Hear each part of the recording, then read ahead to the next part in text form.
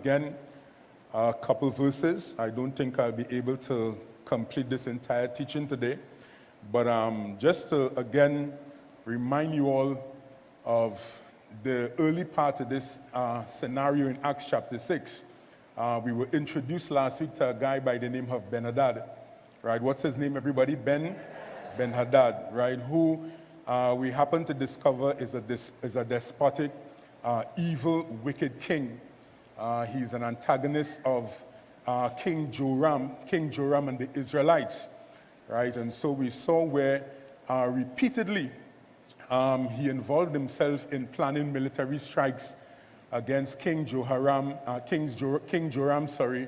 the Israelites, which we saw failed miserably, right? And so his military strikes failed miserably on the basis of God having his meetings bugged, right? Which resulted in God feeding the prophet Elisha with information as it relates to when and where he would strike. And so each time he decided to set up camp in order to execute his strike in the form of an ambushment against Joram and the Israelites, it failed, right? Because God was feeding the prophet Elisha with intelligence that he was in turn feeding King Joram, right? And so every time Ben-Hadad decided to set up camp in order to strike against Joram and the Israelites, it failed miserably, all because God was feeding Elisha, the prophet Elisha, with intelligence as it relates to when and where Ben-Hadad would seek to strike. Now, we're going to pick up today from lower down in the text. We're going to pick up today from lower down in the text, where it says, from verse 11, "Therefore the heart of the king of Syria was greatly troubled by this thing. And he called his servants and said to them, 'Will you not show me which of us is for the king of Israel?' And one of his servants said, 'None, my lord, O king, but Elisha the prophet, who is in Israel, tells the king of Israel the words that you speak in your bedroom.'" Right? So on the basis of Ben-Hadad military strategies failing consistently, he was drawn to the conclusion that he had a betrayer in the camp, that there was someone in the camp who was dealing with him treacherously, that basically he had a Judas on board. And so that was the conclusion that he came to on the basis of his military strikes failing consistently. And so in verse 12, you'll recognize that he had a rude awakening, where he came to the discovery that he did not have a snitch in his camp, neither did he have a betrayer in his camp. But observe what one of his servants said to him in verse 12. "And so one of his servants said to him, 'None, my lord, O king, but Elisha the prophet, who is in Israel, tells the king of Israel the words that you speak in your bedroom.'" Now verse 13 says, "So he said, 'Go and see where he is, that I may send and get him.'" Now today I want to begin by focusing on Elisha. I want to begin on focusing on Elisha. Now, two things I want you all to see in reference to Elisha. Two things, right? And that is, number one, write this down, and that is, Elisha is an accurate, deadly prophet who is feared because he knows the mind of God, right? That is the first thing that I want you to know concerning Elisha, that he is an accurate, deadly prophet who is feared because he knows the mind of God. Right? Now, it's very important that you understand this issue as it relates to Elisha, because you'll recognize that he's not some kind of fly-by-night, wishy-washy, mamby-pamby prophet, but you'll recognize that he's accurate as you read the scenario. You'll recognize that he's a deadly prophet. You'll recognize that he's one that is feared, all because he knows the mind of God. And that is what makes a prophet a deadly individual. That is what, brings respect to the prophetic ministry, all because a prophet has the ability to know the mind of God. What's the ability a prophet has, everybody? To know what? To know the mind of God. Look at the neighbor and say, "Neighbor, a prophet has the ability to know the mind of God." And so any prophet that knows the mind of God will be classified as accurate. They will be classified as a deadly prophet. They will be a prophet that is feared, everybody. Any prophet that has the capacity to know the mind of God is one that is guaranteed to be accurate, is one that will be described as deadly, and more than that, is one that is guaranteed to be feared. Such was the case with Elisha. You'll recognize in verse 12 that one of Ben-Hadad's servants says to him, "None, my Lord, none, my Lord." Understand that within the camp of the warriors that you don't have a snitch. You don't have a betrayer. You don't have someone that is dealing with you treacherously. You do not have a Judah in your camp. Understand that as far as this whole issue goes in relation to King Joram and the Israelites being fed intelligence as far as your military strike goes, it is linked to a man that is called Elisha, who happens to be an accurate, deadly prophet who is feared by all. So understand that in reference to Elisha, he's an accurate, deadly prophet who is feared because he knows the mind of God. Right? So in reference to Ben-Hadad, recognize that he makes the startling discovery that the prophet Elisha has been Joram and the Israelites' eyes and ears, hence the reason all of his military strategies continue to fail. Now, that is the startling discovery that Ben-Hadad made, everybody. He's drawn to the conclusion, he's drawn to the extrapolation by his servant that here what? The prophet Elisha has been King Joram and the Israelites' eyes and ears. Hence the reason all of your military strategies continue to fail. Right? That's the reason why they continue to be foiled. That's the reason why they continue to be frustrated. That's the reason why they continue to be thwarted. The mere fact that there is an accurate, deadly prophet that is called Elisha, understand that he has been the ears and eyes for King Joram and the Israelites. Now that is amazing, everybody. Don't you find so?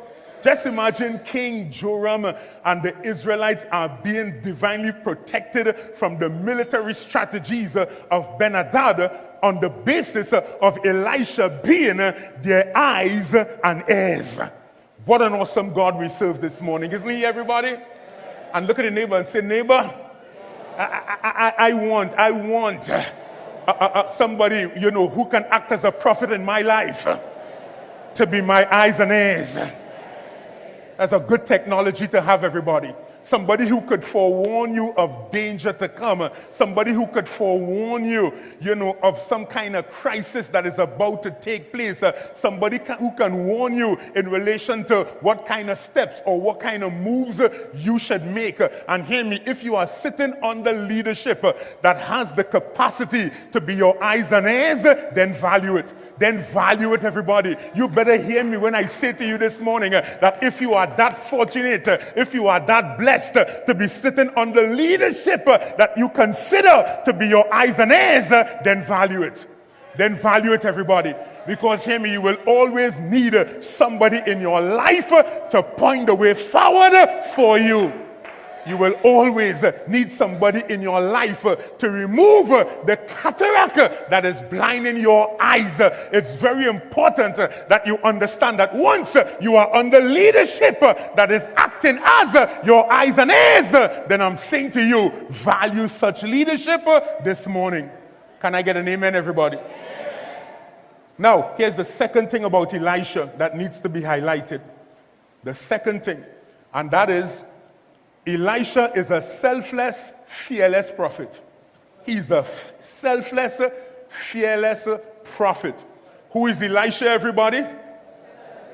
Come on, say it aloud. Who is Elisha, everybody? Elisha is a selfless, fearless prophet.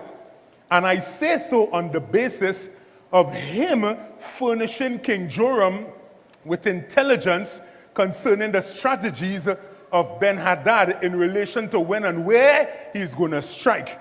Now, you've got to understand that on the basis of him engaging in this kind of operation, in this kind of function, that he makes himself marked for death, right? Which we are seeing in the scenario. I mean, the minute Ben-Hadad finds out that Elisha has been King Joram ears and eyes, what does he do, everybody? He sends his army to capture him. So you would recognize that on the basis of Elisha being King Joram's eyes and ears, observe, he's now a man that is marked for death. And hear me, it puts him in a position where he can be described as selfless and, more than that, fearless. Now, in relation to him, you'll recognize that he does not back down as it relates to what God has mandated him to do. You'll recognize that regardless to him being a man that is marked for death, that he still carries out his assignment. I mean, when you look at Elisha, you'll recognize that he is selfless, and more than that, he is fearless. And hear me, every believer should be willing to adopt a similar posture and a similar position to that of Elisha. Hear me, Christianity is not for the faint-hearted. Christianity is not for the spineless. Christianity is not for cowards, everybody. I'm saying to you this morning that as long as you are a Christian, then you should be willing to operate in the same vein as the prophet Elisha. You're supposed to be placed in a classification where you are described as selfless and fearless. Oh, come on, look at the neighbor this morning and say, neighbor, you ought to be selfless and fearless. Come on, call out to somebody across the room and tell them you ought to be selfless and fearless. You'll recognize that based on what Elisha has been mandated to do by God, that it puts him in a situation where he's a marked man for death. You'll recognize that it puts him in a situation where a hit is guaranteed to go out on his life. Observe, he's acting as an informant to King Joram, but understand that Elisha carries out his duty without fear. And more than that, he's an absolutely selfless individual. What a standard for us to emulate, everybody. What a benchmark and what a yardstick for every believer. Everyone who calls themselves a Christian, what a standard for us to emulate this morning. Look at your neighbor again and say, neighbor, you ought to be fearless and selfless. Now that is the prophet Elisha for you. He's not fearful in relation to him executing his duty. You'll recognize that he's not selfish when it comes to him having to perform what God has mandated him to do. He literally sacrifices his life. You'll recognize that he carries no qualms in relation to knowing that he is a man who is marked for death. My God, what an awesome individual this morning. Now, from verses 12 to 23. From verses 12 to 23. As a matter of fact, let's take it from, verse 12 again. So it says now, from verse 12. So he said, go and see where he is, that I may send and get him. Ben-Hadad, that is. And it was told him, saying, surely he is in Dothan. Surely he is in Dothan. Then verse 14 says, therefore he sent horses and chariots and a great army there, and they came by night and surrounded the city. Now, verse 15, you read together, 2, 3, go ahead. And when the servant of the man of God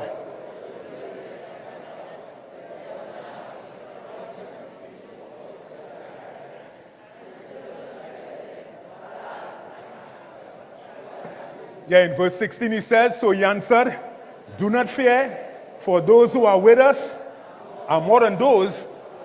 Now, concerning Ben-Hadad, here is what he concluded, everybody.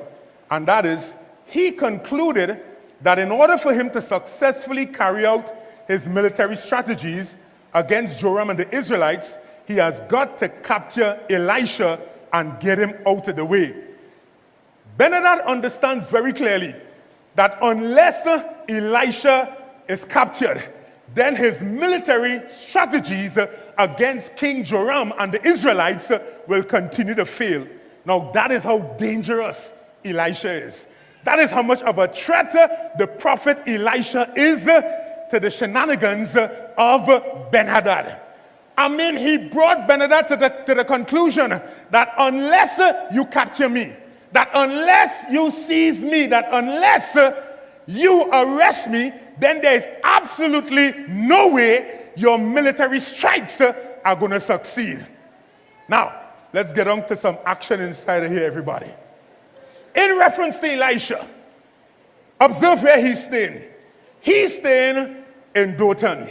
Tell your neighbor, Elisha is staying in Dothan. Now, this is how fearless Elisha is, everybody. This is how much Elisha does not have an ounce of fear in his heart concerning Ben-Hadad. Regardless to how despotic Ben-Hadad is, regardless to how, wicked King Ben-Hadad is, at the end of the day, Elisha does not fear him. Because Elisha, when I study Dothan, this is what I discovered, and that is, he's staying in a city that is unwalled and unguarded. He's staying in a city that is unwalled and guarded. Observe the type of city that Elisha is staying in, everybody. Now, to me, if you are involved in a ministry or in activity that makes you a man that is marked for death, then you will find a city that will guarantee you protection. But observe how bad the prophet Elisha is. Observe how fearless he is, everybody. Observe, he's living in a city that has no defense mechanism. He's living in a city that is unprotected. He's living in a city that is described as unguarded and unwalled. Because at the end of the day, the prophet Elisha's position is this, and that is, I've got the Lord on my side. I'm executing the Lord's business. And so on the basis of me executing the Lord's business, then the Lord is going to look after me, regardless of the fact that I am a man that is marked for the death, at the end of the day. The Lord is my shepherd. The Lord is my avenger. The Lord is my shield. The Lord is my shade. The Lord is my defense. The Lord is my protection. Therefore, there is no need for me to live in a city that guarantees me defense when the Lord is my defense. My God, let's touch 3 people this morning. Don't touch them, but just say to them, the Lord is my defense. The Lord is my defense. The Lord, everybody. The Lord, everybody. Observe where Elisha lives. He lives in a city that is unwalled.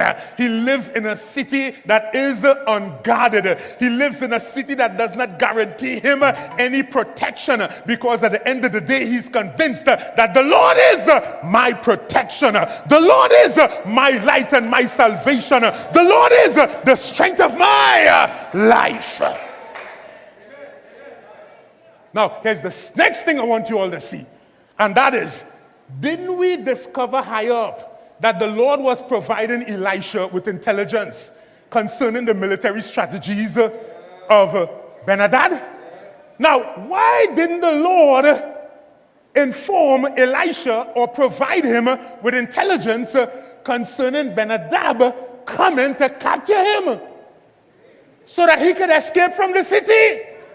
You'll recognize that he doesn't receive any information from God. He receives no data. He receives no information. He receives no intelligence. Why? Because God has reached a boiling point as it relates to Ben-Hadad. And so it is showdown time for that evil, despotic king. Therefore, I want Elisha to stay right there in that unprotected city, because I'm about to swing into action and deal with the Syrian army. Now, did you all get that, everybody? God could have sent information to Elisha and tell him, hear what? Ben-Hadad is coming after you. Flee to another city. But observe, he receives no intelligence. He receives no information, everybody. God leaves him in the unwalled, unguarded city for spite. Deliberately, God does it, everybody, because God has reached a boiling point as it relates to Ben-Hadad and his evil ways against his people. So it is showdown time. It is showdown time. It is time for a face-off, not between Elisha, but between God and the Syrian army. Tell 5 people it is showdown time. Showdown time, everybody. Showdown time. Showdown time. Showdown time. God is getting ready to settle a score with the Syrian army. God has reached a boiling point. God has reached a point where he has declared enough is enough. You continue to plan military strike after military strike after military strike against my people. And if you think that I'm the type of God that will just sit back and watch you bully my people, take advantage of my people, you have a rude awakening coming against you. Hey, tell your neighbor again, it is showdown time. It is showdown time. And hear me, God will leave you to feel your enemy, that is, God would leave them to feel that they have the advantage, that they hold the upper hand. Because trust me, when the Syrian army heard that he's in Dothan, they said, oh gosh, chicken feed boy, there's going to be a cakewalk. He's going to be easy to capture. But little did they know that God was also in the city waiting for them. Woo! Look at the neighbor, say, neighbor, don't worry about if your enemies looking as though they're holding the upper hand. God is still in control. God is still in control. He's pulling the strings behind the scene, everybody. He's still functioning. Even though you think he's not functioning, he's still working. Even if you think he's not working, observe. Elisha is in Dothan, which will make it easy for the Syrian army to think that they can capture him as easy like that. But little did they know that God was waiting for them. Hey, don't play with God this morning, everybody. I just want you to put your enemies before your eyes this morning. And probably just sitting next to them, you know, one of them, look at them, that's all right. No, but just tell your enemies. Just tell your enemies this morning, your shot call, your shot call, your shot call, your shot call, your shot call. Time to settle this score with this Syrian army. Time to shut down my intelligence services, where I have to be feeding Elisha over and over with where you are seeking Ben-Hadad to strike next. I'm fed up of that kind of operation. The day has come for you to stop bullying my people. The day has stopped for you to stop thinking that you have the upper hand as it relates to them. The day has come where you think that you can continue to have to take advantage of them. The day has come. The day has come. The day has come. And I want to prophesy to you who are dealing with individuals who are hostile to you, individuals who are persecuting you, individuals who are tormenting you, that this day has, that your day has come. That your day has come. Say with me, my day has come. Now, write this point down, very important point, and that is, God has an appointed time concerning when he'll tackle our enemies. God has an appointed time concerning when he will buy over the fight. God has an appointed time concerning when he will take charge of that situation as it concerns our enemies. I want you to understand that there will come a time when we will stand still and see the salvation of the Lord, our God, on our behalf, resulting in the Egyptians that we are seeing today being no more. That's Exodus 14, 13 to 14. I want to declare that there will, at a time will come when God will contend with those who are contending with us. And he will fight against those who are fighting against us. That is Psalm 35 verses 1. Let me remind you all of Saul, who was persecuting the saints for a season. When God was ready to tackle him, he intercepted him on the road to Damascus when he was about to carry out a hit on the saints of God. Hear me, a lightning hit him so hard that he fell to his knees, everybody. More than that, God dealt with him so draconianly that, hear me, God blinded him for 3 days and took away his appetite. Just imagine, for 3 days he ate nothing. God had to say to him, why are you persecuting me, Saul? Has Saul ever touched God? Did we ever read about such happening in the Bible? No. And you got to understand that when you mess with God's people, you are in actuality messing with God. Woo!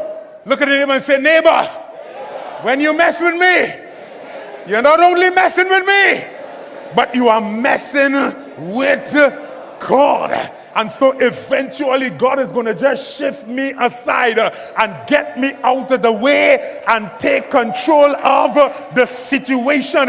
He's going to I'm going to tag him, resulting in him jumping into the ring and taking over the fight.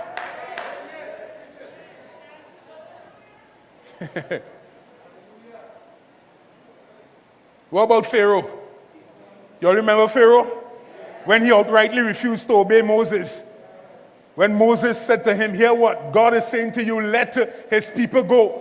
And he disobeyed. What did God do? God rained down 10 deadly plagues on the land of Egypt that adversely affected the people and their livelihood. Added to which, when God's people eventually left Egypt, Pharaoh decided to send 600 choice chariots along with his horsemen in pursuit of them to recapture them.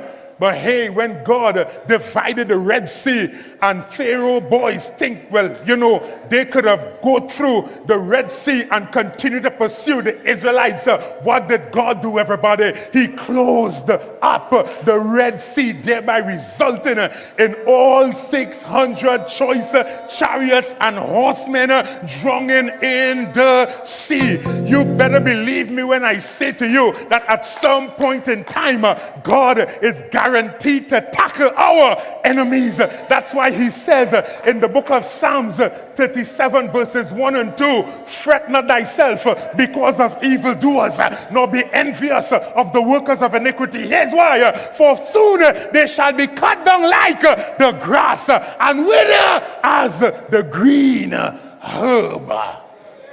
Glory to God in the highest. Glory to God in the highest. Anybody living under the gun at this point in time because you're up against enemies that are coming against you? Let me see your hands this morning. Hey, I am declaring this morning that Almighty God is about to tackle your enemies. Almighty God is about to buy over your fight. I'm declaring that you're about to stand still and see the salvation of the Lord God, your work in your situation, thereby resulting in you not seeing the Egyptians that you are seeing at present. What a mighty God we serve this morning. Give him praise, everybody.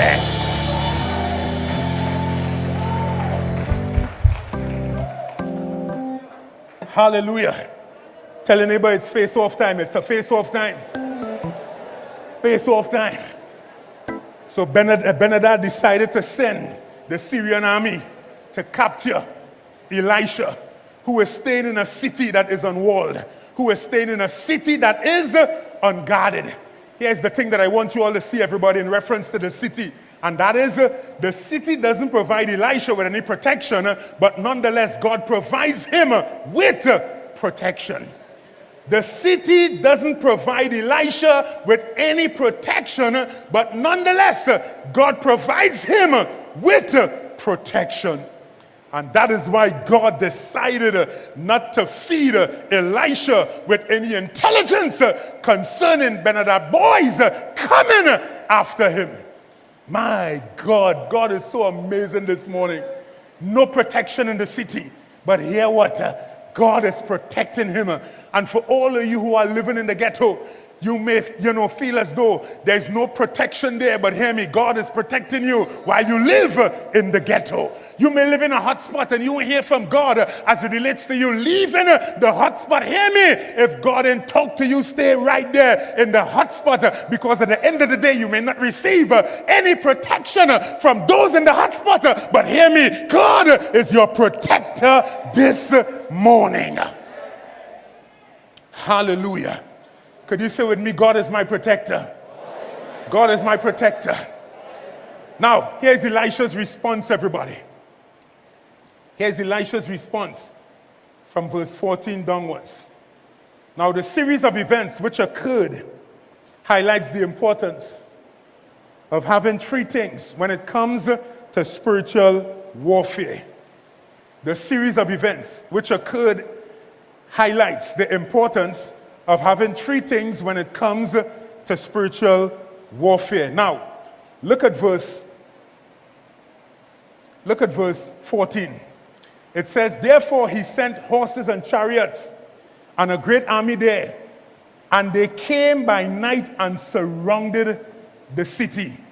It says, and when the servant of the man of God arose early and went out, there was an army surrounding the city with horses and chariots.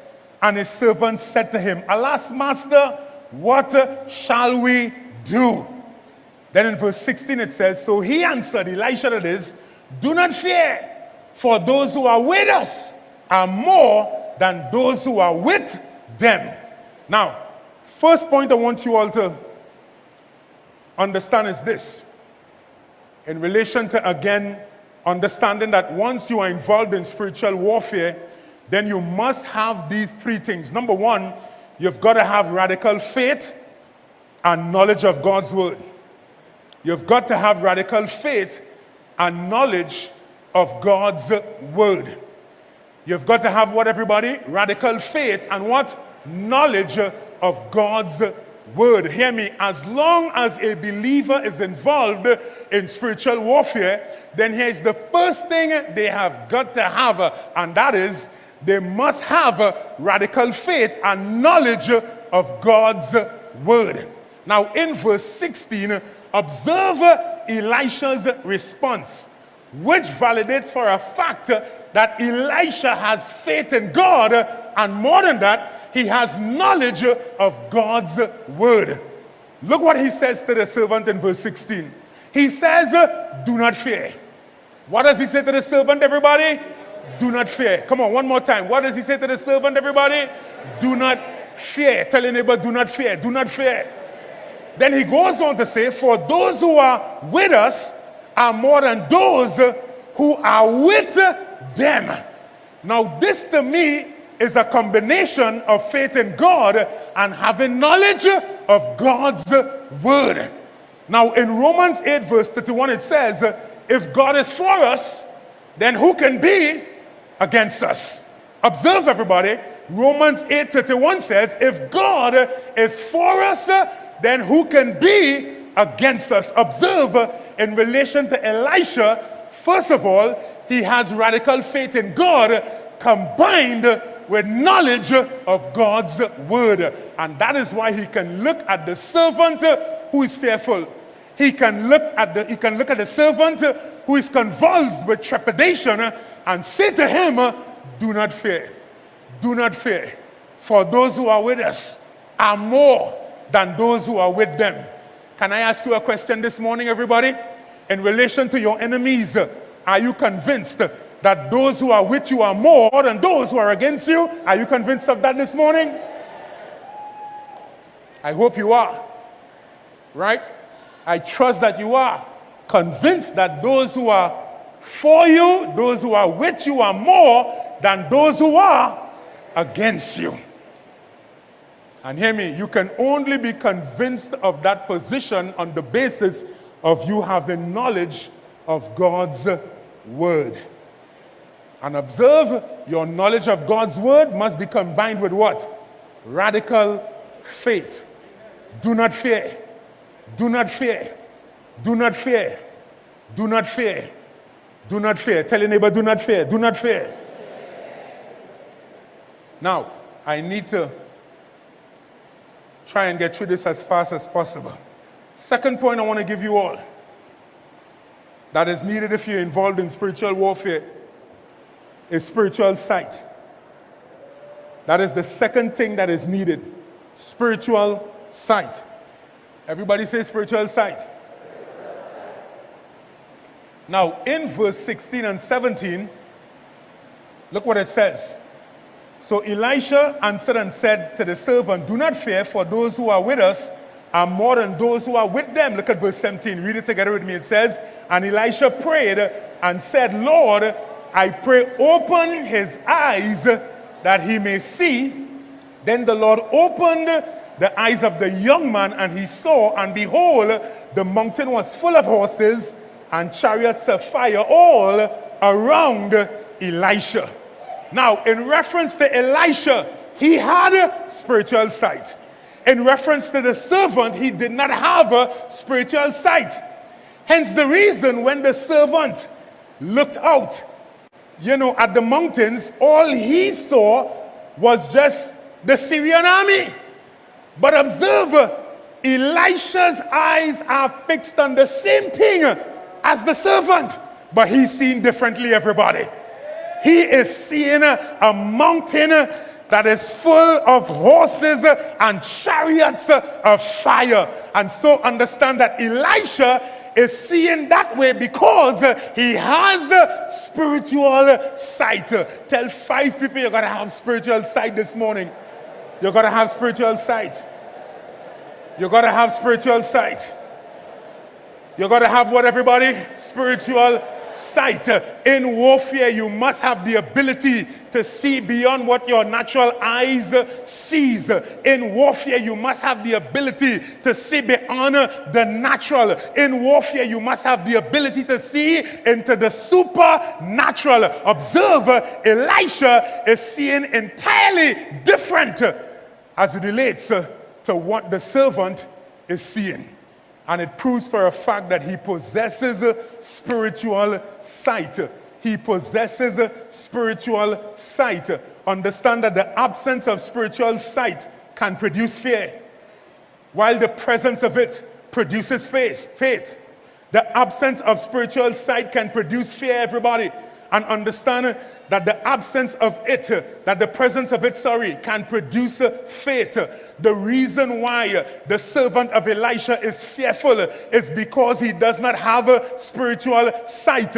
But observe, on the other hand, Elisha is not fearful. Here is why. Because he has a spiritual sight. He's looking out there into the natural, but yet still he can see into the supernatural. He's seen a mountain that is full of horses and chariots of fire. That is what Elisha is seeing, everybody, as opposed to what the servant is seeing. And it proves for a fact that the absence of spiritual sight can produce fear, while the presence of it can produce faith. And hear me, that is why Elisha is not afraid of the Syrian army, all because he has spiritual sight.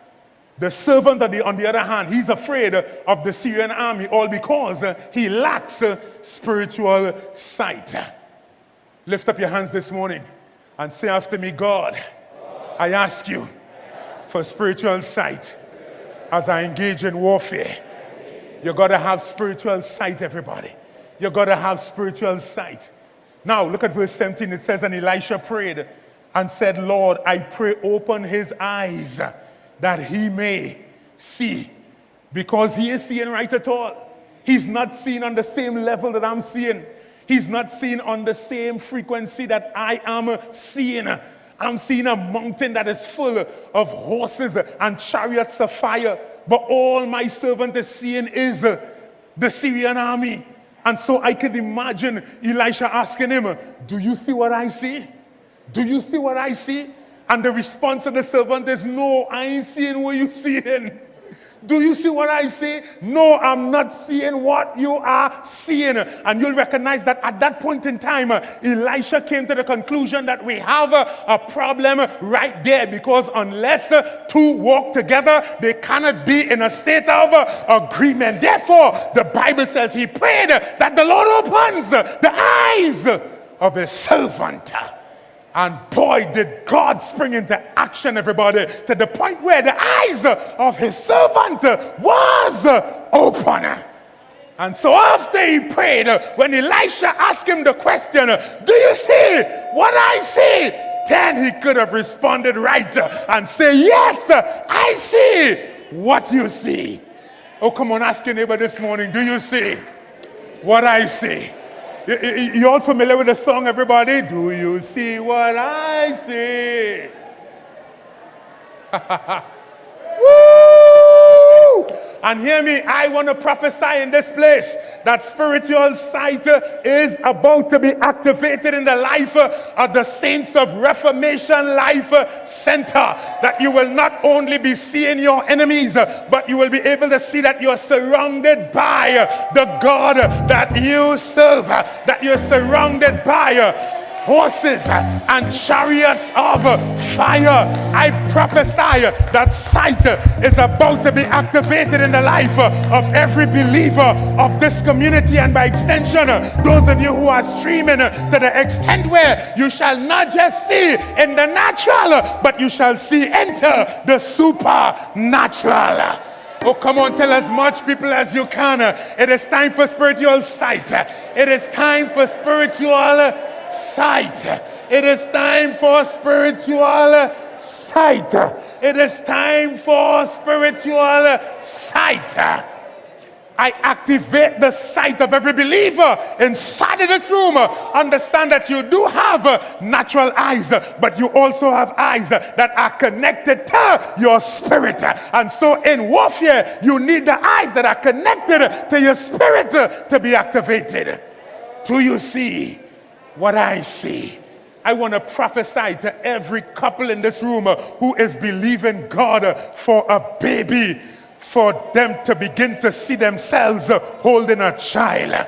See yourself at this altar offering up your baby, regardless of the fact that you are barren at this point in time. Switch on your spiritual sight to the extent where you see yourself down the road rocking your baby.